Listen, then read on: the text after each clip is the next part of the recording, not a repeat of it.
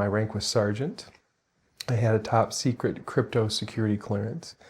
I had worked with Tactical Air Command in Langley Air Force Base in Virginia, the 44th Reconnaissance Technical Group. The group was involved in photographic reconnaissance. They were working with the U-2 planes, the spy satellite photography before anyone knew we had it at that point in time. No one knew that we were doing spy photography, spy satellite photography. Of course, no one knew we had the U-2 program operating, or what the capabilities of that program were. We also did gun camera and reconnaissance film from C-130s, all sorts of aircraft that were going into combat situations. We processed the film for that. My boss came to me. I was working in a color lab at that time. I was a technician, photographic technician. The organization that I was in was a brand new installation. So we were in a new facility. I had come there in January of 1965 to start that facility up. We installed all the equipment. There were everything from printing presses.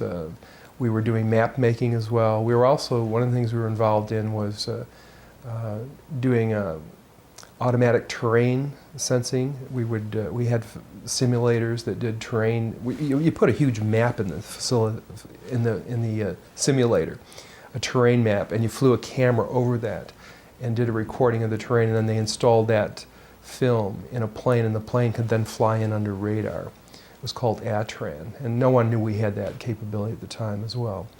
So we were installing all of that equipment. At any rate, I was in a color lab one day when my boss, Staff Sergeant Taylor, came over to me and said that they were having a problem with some equipment on the base, and it was the first lunar orbiter program, where they had a mission to pretty much locate the first landing sites for the 1969 lunar mission for the astronauts. So at any rate, he said they were having some problem with equipment over there. It was a similar equipment that we had. It was computerized contact printing equipment. And he wanted to know if I would go over and take a look at it. And he said to me, it's an NSA facility. And at the time, I didn't know what NSA was. I was pretty naive, and I thought he said NASA. So in my mind, for a long time, I thought it was a NASA facility that I'd gone to. But I remembered him saying NSA and converting it in my own mind to NASA. When my boss came to me at that point in time, I only had a top secret security clearance. I didn't get my crypto security clearance for a few more weeks. It takes years to get a high-level security clearance like that, and they start that when you're in school. And only the honor graduates from these schools are the people who get the high-level security clearances. They also get to choose their duty assignment, which is really quite nice. It just was a fluke. I just happened to be well prepared for what I was doing when I went to school. So I packed up some tools. I went over. I went into the facility. As I approached the facility, it was very lightly guarded. I mean, the base was under high security at any rate. I was surprised that there wasn't a higher level of security outside the facility as I look back on it later. I went into the facility. I gave them my low-level security badge. They gave me a higher-level security badge. A couple of officers took me into this hangar. It was a very large hangar. As I walked in, there were people from other countries, a lot of foreign people from other countries in civilian clothes, with interpreters with them, with security badges hanging around their neck.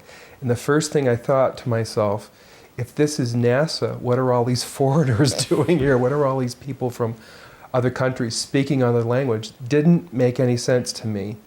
And I was really quite impressed with that. It just didn't grok. I was, what are all of these people doing here? And they were very quiet, very reserved, and there was a very peculiar pall hanging over them. They had a very concerned demeanor. Okay, so they took me into this laboratory. I took a look at the equipment. There was an airman second class in there. I was an airman second class as well. He turned the equipment on and put it through its paces. It didn't do what it was supposed to do. I saw what was going on with it. I said, I need to do some troubleshooting on it. It had little printed circuit boards in it with discrete components at that time. It was before we had integrated circuits. And I said to him, we'll have to take this thing out of the lab if we're going to work on it. We can't work on it in here in the darkroom environment. So he called someone to get some people to come in and move it. It was about the size of a small apartment refrigerator. It wasn't something you could easily move. So everyone left the facility, left the darkroom, except this airman second class and myself. And we're in waiting for someone to come to remove this piece of equipment. So while I'm in there, I said to him, I'm really fascinated with this process. How did they get the images from the lunar orbiter to the laboratory here? And he went through the whole process, describing how the various radio telescopes around the world were linked and they telemetered the data into Langley Field. And at the time, I didn't know what the real purpose of this darkroom and this operation and this facility was. I thought this was where they were bringing the data in and then releasing the images to the public. I had no idea that there were other issues involved in this facility. So he starts telling me all of this information, and I knew that what we were doing was classified anyway, and that he could only share a certain level of what he was doing with me because of the compartmentalized nature of our jobs. At any rate, he told me how everything worked. He showed me the equipment where the digital information came in, where it was converted to photographic images. They were doing 35 millimeter strips of film at that time, which were then assembled into 18.5 by 11 inch mosaics, they were called. There was a digital signature and a grayscale on every 35 millimeter strip. And those strips were from successive passes around the moon, and they would take and build up a photograph. They would scan one section of the moon, then another and another, and then they would get a larger image. So this mosaic then would be put in that contact printer, and that was then a print that was issued to whomever, the press, the scientist, whatever, wherever that was intended to go. So he was showing me how all this worked, and we walked over to one side of the lab, and he said, by the way, we've discovered a base on the back side of the moon. And I said, whose? What do you mean, whose? He said, yes, we've discovered a base on the backside of the moon. And at that point, I became frightened, and I was a little terrified, thinking to myself that if anybody walks in the room now, I know we're in jeopardy, we're in trouble, because he shouldn't be giving me this information. I didn't say any more to him because I was concerned again that somebody was going to come in at any moment, would catch us having this conversation, and we would be in real trouble. I realized that he was telling me this information because he didn't have anybody else to talk to. Now, probably in that laboratory, he was probably one of the few enlisted people, and he was a worker bee. And he had a high-level security clearance, obviously, but he couldn't share that information with anybody else. And in those days, we didn't. When you had your security clearance, you took it seriously. It isn't like today where people don't take these things seriously. We had a different set of morals and ethics and values. That's the way we were raised, and we stayed bound by those agreements. So it was rare that someone would do something like this, but this fellow and I were the same rank. I think he was very distressed. He had the same pallor and demeanor as the scientists outside the room. They were just as concerned as he was.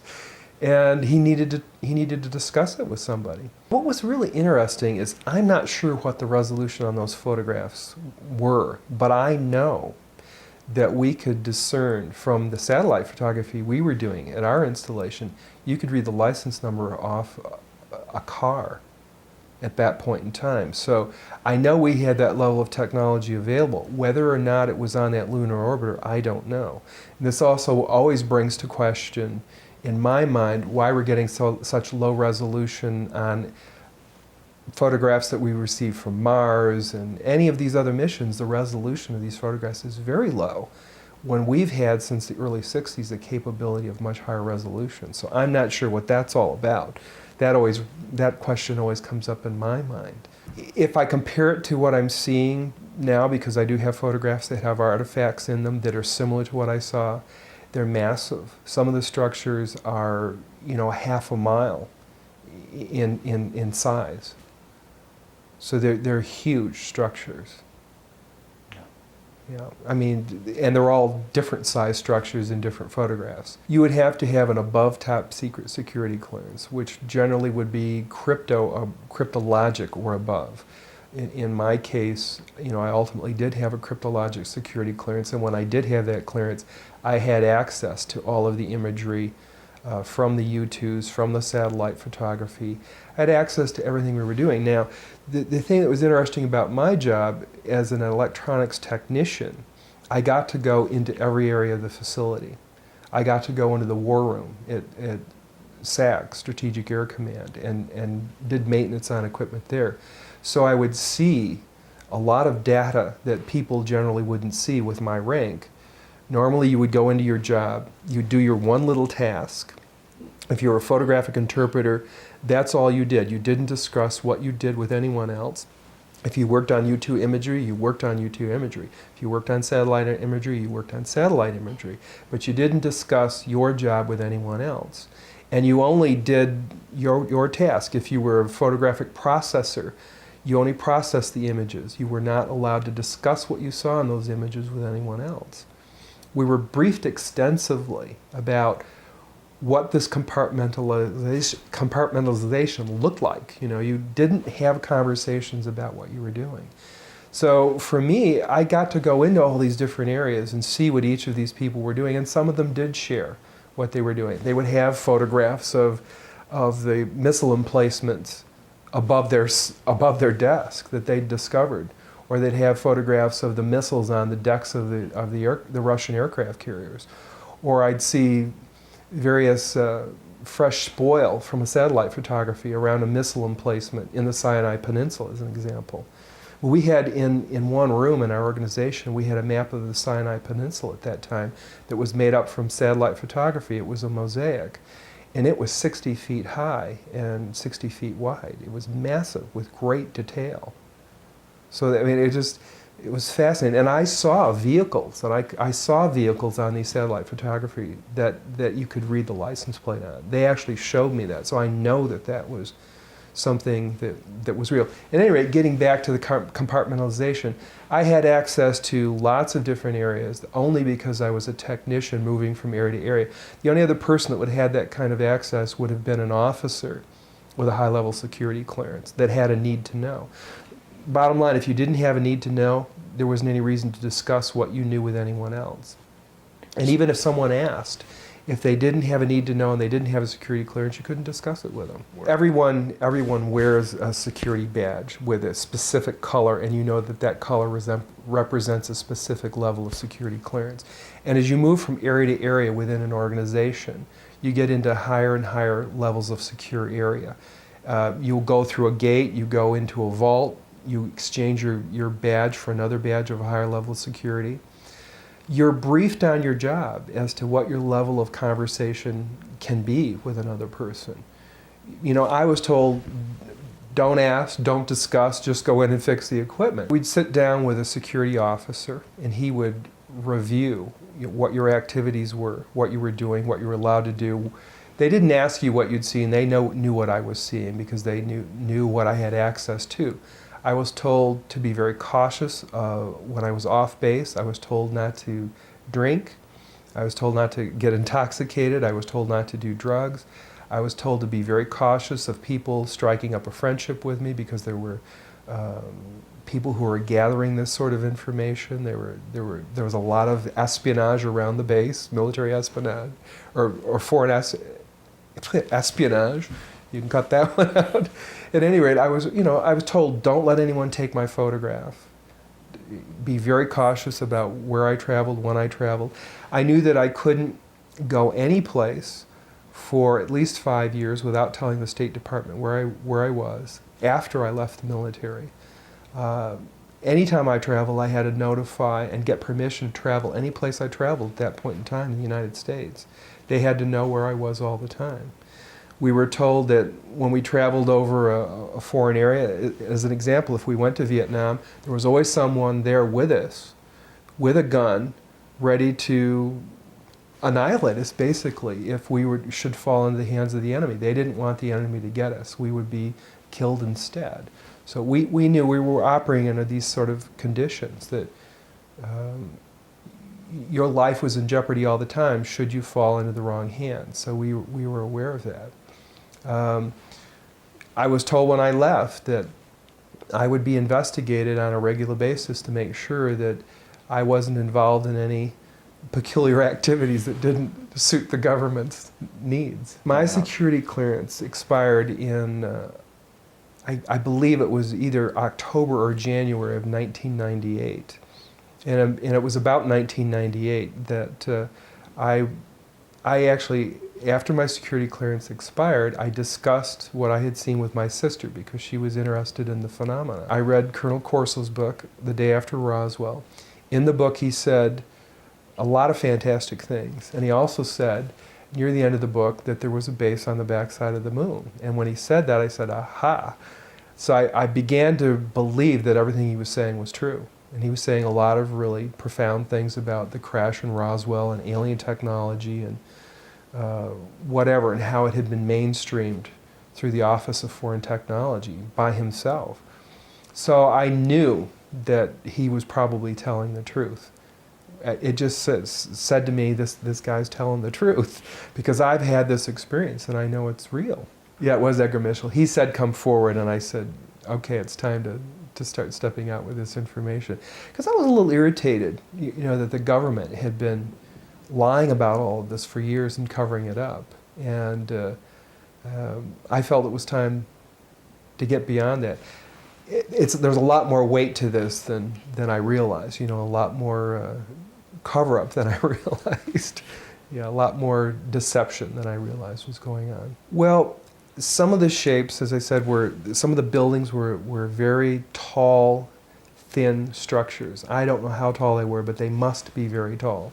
There were spherical and domed buildings, that were very large.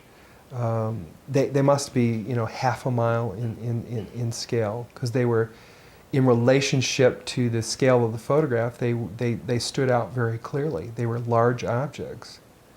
It's interesting because I tried to relate them in my own mind to structures here on Earth, and they don't compare to anything that you see here in scale and structure. They're similar to a degree. I mean, I tried to relate them to metal structures, and I couldn't see a metal definition. They're more like a stone structure, but a fabricated stone. A couple of structures that I saw reminded me of cooling towers at power generating plants. They had that sort of a shape. Some of them were just very, very straight and tall with a flat top. Some of them were round. Some of them looked like a Quonset hut, you know, with a domed kind of, like a greenhouse. The particular shot that I saw, there were several clustered together over a landscape, a fairly large landscape. Mm-hmm. There was one building that had a dish-like shape to it, but it was very large. It looked like a radar dish, but it was a building. It could have been a radar dish. There was another building near it with a truncated top, with an angular top that was truncated. I didn't want to look at it any longer than that because I felt that my life was in jeopardy. Do you understand what I'm saying? I would love to have looked at it longer. I would have loved to have had copies. I would love to have, you know, said more about it or discussed it more, but I knew I couldn't. And I knew that young fellow who was sharing this was really, really overstepping his bounds at that point. I felt that he just needed somebody to talk to. He hadn't discussed it, couldn't discuss it, and he wasn't doing it for any ulterior motive other than the fact that I think he had the weight of this thing on him, and it was distressing to him. My name is Donna Hare. During the 70s and 71, I worked in the Building 8 of NASA for a contractor, Philco Ford. They've changed their name several times, and over the years, I worked in the photo lab, I worked in different areas of the company, on and off site.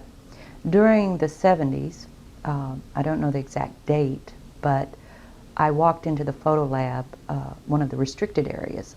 I do have I did have a secret clearance, which I was not aware at the time. There were clearances higher than I had, because those clearances are supposed to be kept secret, that you have them. So I didn't know. I thought I had the top clearance.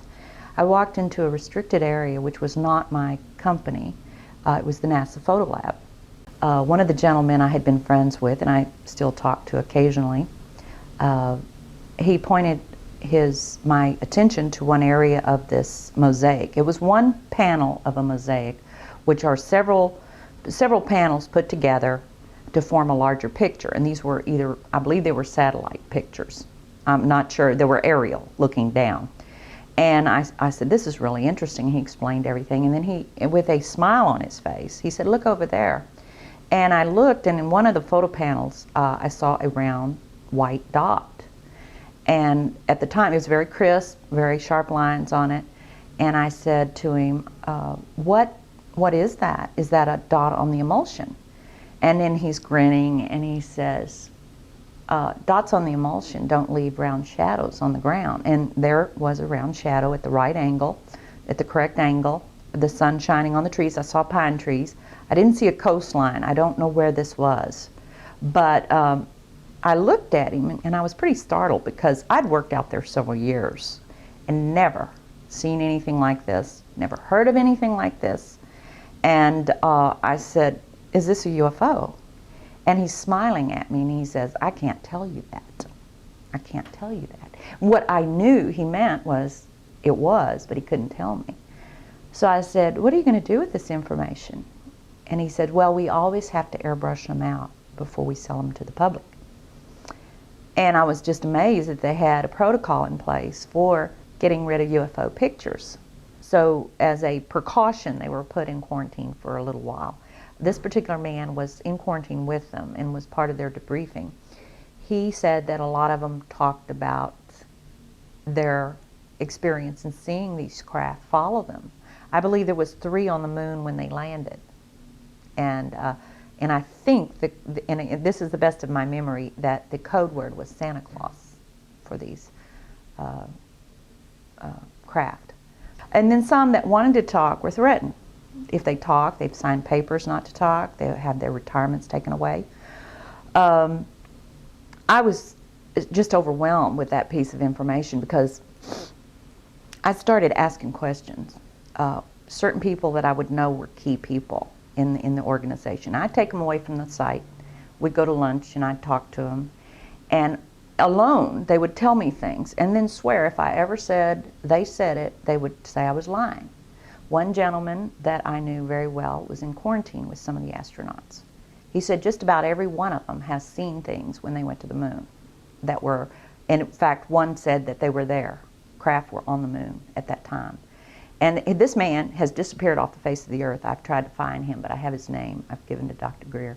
I'm sure he can find him. But a lot of the astronauts are told to keep it quiet, and they're good Americans too.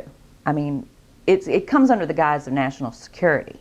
That's just something that I feel over the years has been kept quiet, and how it's been kept quiet, I don't know. I have no idea. I asked guards, security guards. I ran into another security guard that was forced to burn a lot of UFO pictures, and he told me, he came into my office one day. This was when I worked at another job. He came into my office, and he was very frightened, and he said, Donna, I heard you were interested in this subject. He said, I used to work out there.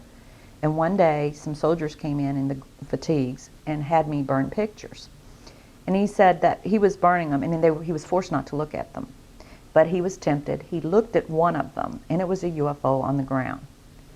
Shortly thereafter, he was hit in the head with a gun butt, and he still had a scar on his forehead from that being knocked out, because he looked at the picture. Now, this gentleman was terrified. He was scared out of his mind. And he also said that in the picture, it was a UFO with little bumps on it. It looked like it had just landed. It's very hard to know this. But again, I have talked, the people that know about it. And it's like a little underground. They'll come to me and talk to me in private. And they're afraid. Most of them are very afraid.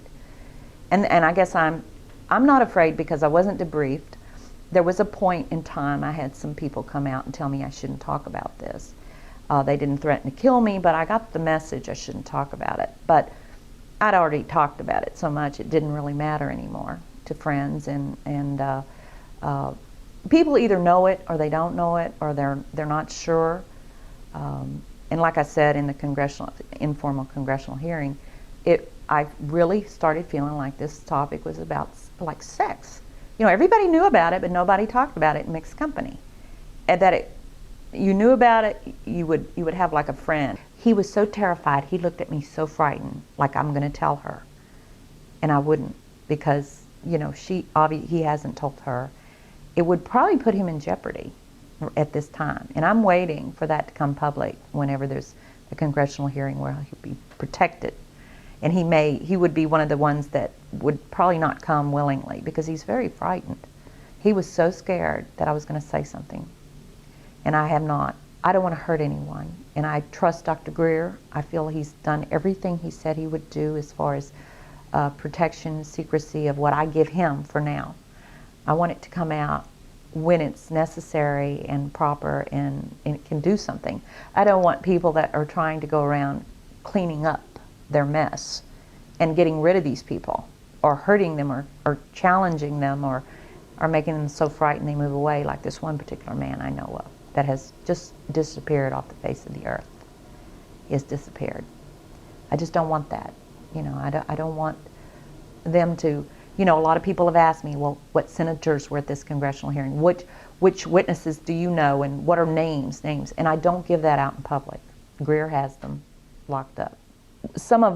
It was very critical that we do this perfectly. We had also simulations before the mission that would generate what they expected the craft to do. The lights would, on the 10 by 20 foot screen in the control center, they would have these projected up there, and a light would go off going the pathway of the different, this is really one continual line, but it's done on different scales that we had to do. The light would continue on, and if the light varied, which represented real-time information coming back from the spacecraft. One of the things that I'm upset about is that good people are forced to do illegal things, and I believe that this information should be given to the American public. That's just something that I feel over the years has been kept quiet.